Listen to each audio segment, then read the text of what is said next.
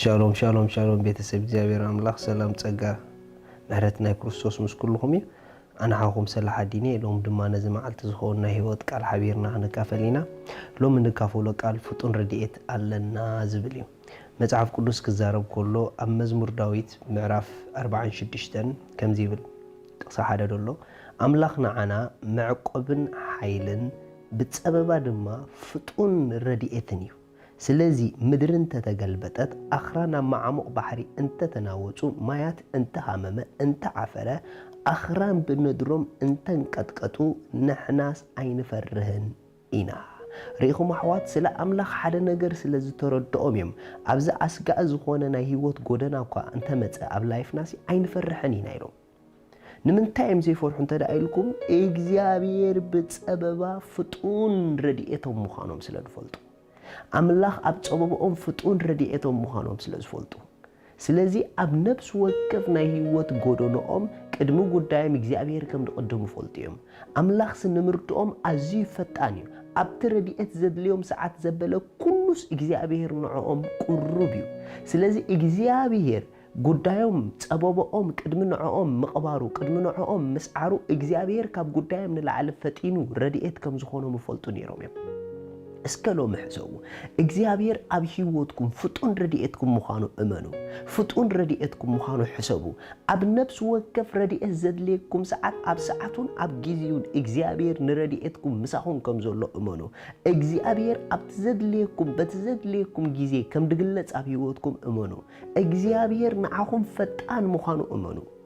ሪኢኹም እቲ መጻናንዒ ናባኹም ምስ መጸይሉ መጽሐፍ ቅዱስ ክዛረብ ከሎ ንመንፈስ ቅዱስ እቲ መጻናንዒ ትብል ቃል ብዙሕ ትርጉም ይደለዋ ካብቶም ትርጉማት ሓንቲ ድማ ስታንድ ባይ ድብል ትርጉም ኣለዋ ኩሉ ጊዜ ቁርብ ማለት እዩ እዚ ማለት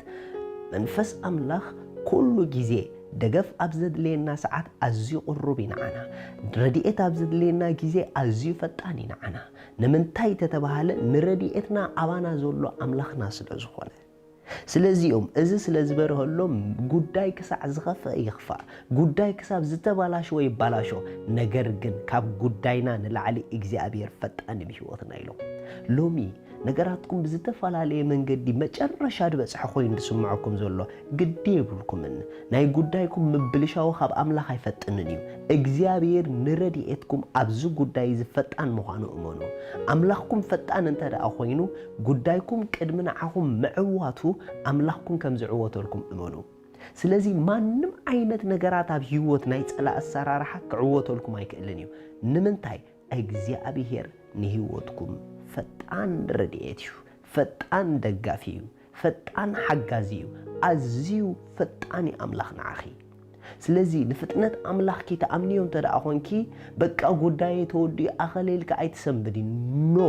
ወላብቲ ናይ መጨረሻ ሰዓት እኳ እንተ በጽሐ ጉዳይኪ ሕጁውን እግዚአብሔር ንረድኤትኪ ፈጣን እዩ ሕጁውን እግዚአብሔር ንረድኤትካ ፈጣን እዩ ንፍጥነት ኣምላኽካ ብዝኣመንካዮ መጠን ጉዳይካ ኩሉ ኣቅድሜኻ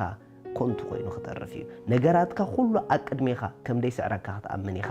ሎም መልእኽቲ ኣለኒ ኣብ ዘለኹም ጉዳይ ኣምላኽኩም ንመልሲ ንረድኤት ንዓኹም ኣዝዩ ፈጣን እዩ እቲ መጻናንዒ ኩሉ ጊዜ ኣብቲ ዘድልየኩም በቲ ዘድልየኩም ንህይወትኩም ቁሩብ እዩ ስለዚ ማዕበላት እኳ ኣብ ህይወትኩም እንተበዝሑ መጨረሻኡ ግን ተዓወት ናትኩም እዩ ምኽንያቱ ኣምላኽኩም ፈጣን እዩ ንስኹም ብጎይታ ብሩኻት ኢኹም ስለዚ ሎሚ ንጎይታና ኢየሱስ ክርስቶስ ኣብ ህይወትኩም ወሲንኩም ክትቀበልዎ እትደልዩ እታ ኣብኡ ዘላ ናይ ዘለዓለም ህይወት ክትቀበልዋ እትደልዩ እዛ ጸሎት እዚኣ ጸልዩ እግዚአብሔር አቦ ስለ ወድኻ ኢየሱስ ክርስቶስ የመስግነካ ኣለኹ የአምን ኣለኹ ኢየሱስ ክርስቶስ ስለ ኃጢአተይ ከም ዝተሰቕለ እዳ ኃጢአተይ ከፊሉ ከም ዝፈጸሞ ስለይ ከም ዝሞተ ብሳልሰይቲ መዓልቲ ኣምላኽ ካብ መውታት ከም ዘተንስኦ ኣብ የማን ኣምላኽ ከም ዝተቐመጠ የአምን ኣለኹ ኢየሱስ ክርስቶስ ናይ ህይወተይ ጎይታ እዩ ኢየሱስ ክርስቶስ ኣምላኸይ